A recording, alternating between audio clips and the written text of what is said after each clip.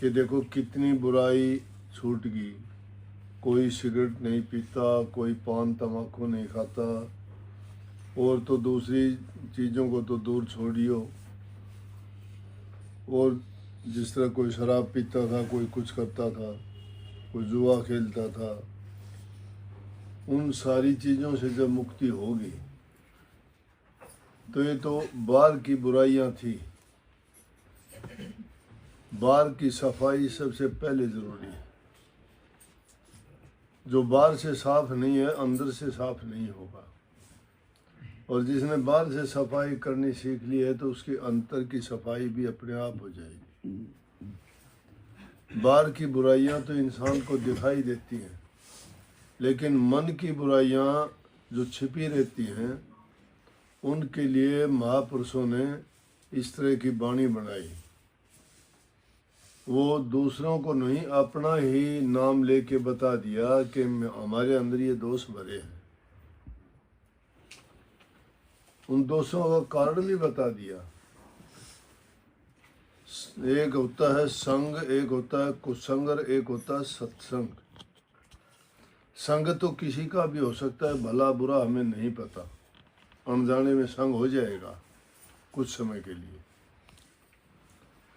लेकिन एक संग होता है जिंदगी भर निभाने का। शादी की है, वो पति और पत्नी का जो संग रहना है वो भी संग है।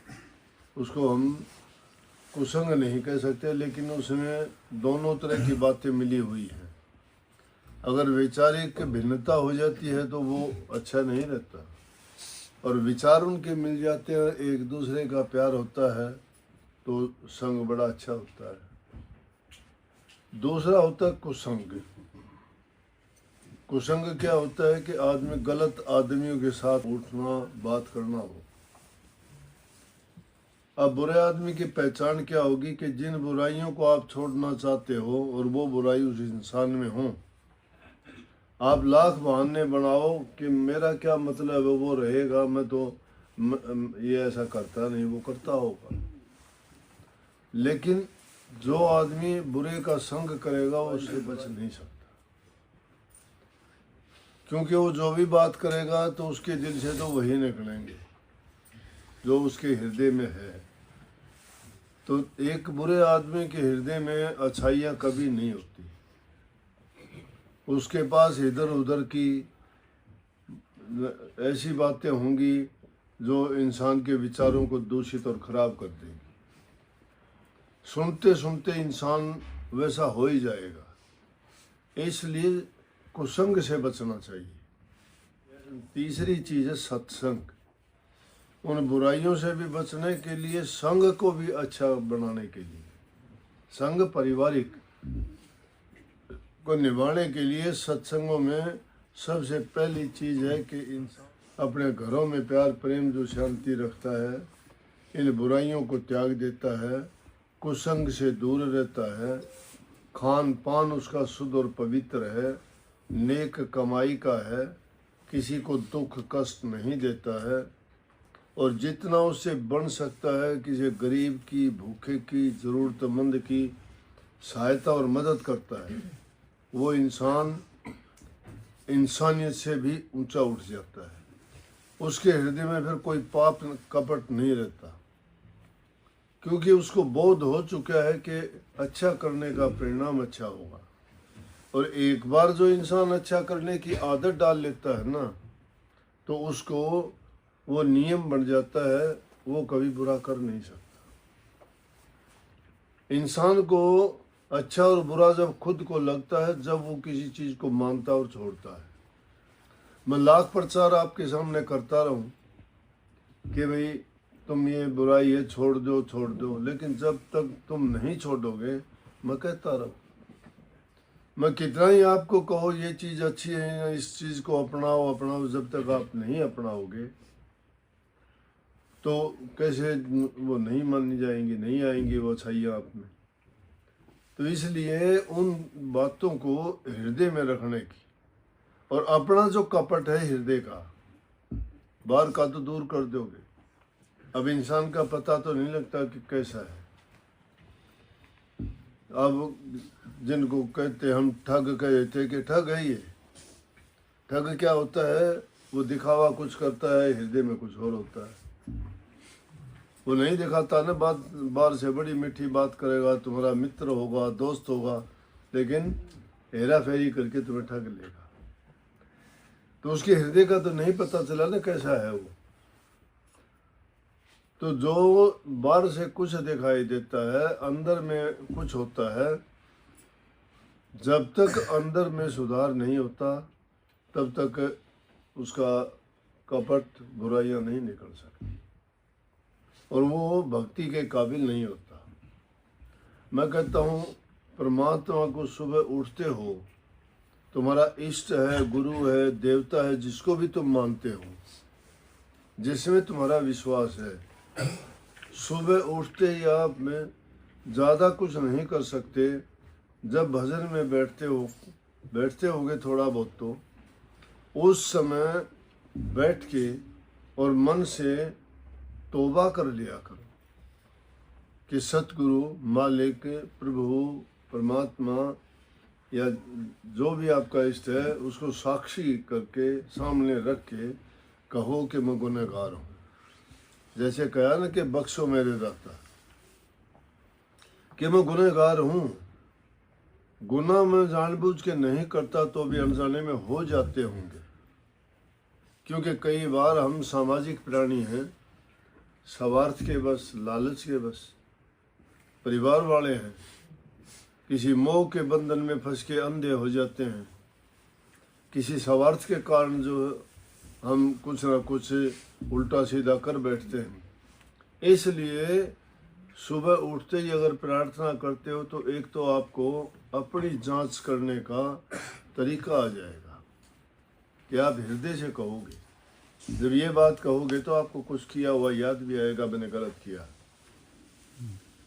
तो तौबा अगर करोगे कि मालिक मैंने जो गलती करता हूँ आप मुझे बख्शो। जाने में नहीं, अनजाने में होता है वो तो है, लेकिन जानबूझ के भी होता है मेरे से। इसलिए आप बख्शनहार हो। आपके सामने ही उन गुनाहों का निपटारा हो सकता है। तो भजन अगर कम करते होगे तो भी हृदय की शुद्धता और पवित्रता इन विचारों और ख्यालों से आएगी।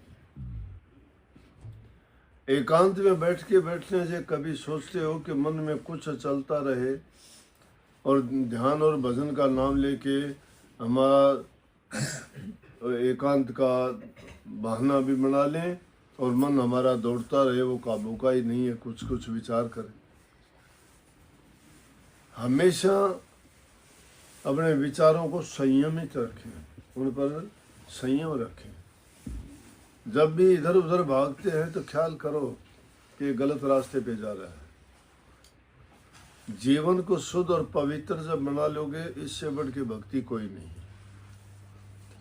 और एक बार इंसान जो अपने विचारों को गिरा लेता है तो उसकी गिरावट का भी कोई ठिकाना नहीं रहता, वो कहाँ तक गिर जाएगा।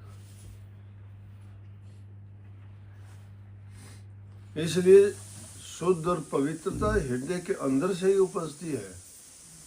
तुम्हारी भक्ति भी, तुम्हारा प्यार भी, तुम्हारी नफरत भी, तुम्हारी ईर्ष्या भी, ये सारी की सारी चीज़ों की जन्मदाता हमारी जन्म छतरी हृदय है।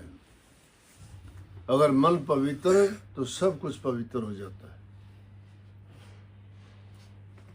तो ये देख के मुझे बहुत खुशी होती है कि देखो कितने ये छोटी मोटी चीज़ें हैं जो हमने बाहर की लगा रखी थी, वो सब की सब अब किसी में नहीं है। लेकिन it is never too late to mend. सुधार के लिए कभी लेट नहीं होता, कभी भी सुधार कर लो।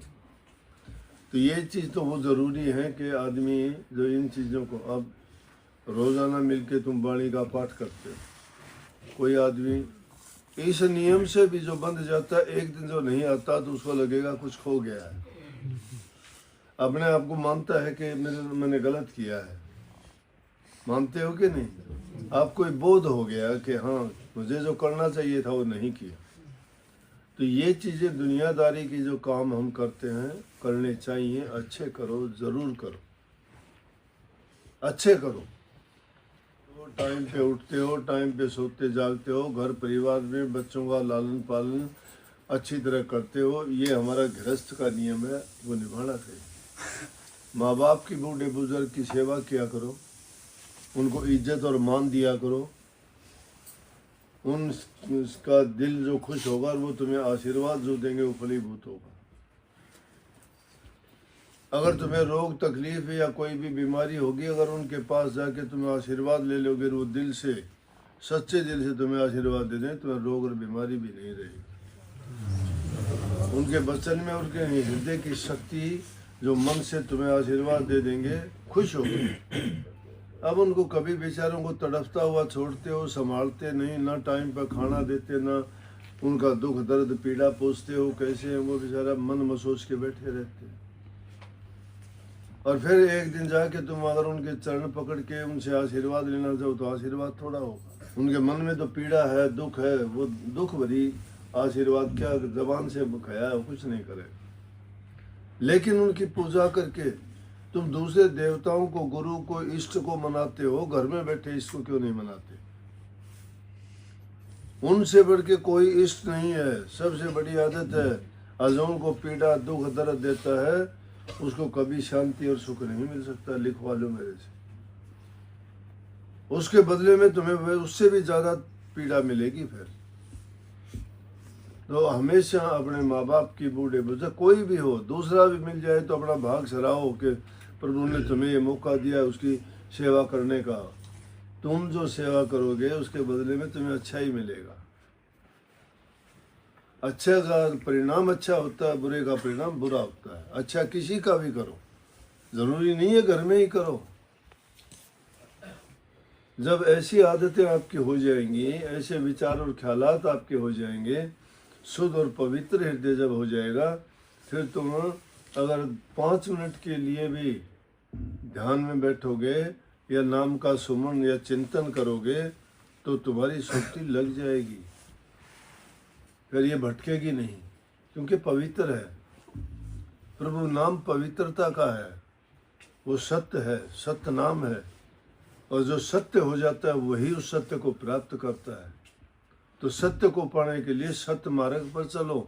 सत्य मार्ग पर चलने के लिए सत्संग सबसे ऊंचा है, और सत्संग संतों का होना चाहिए।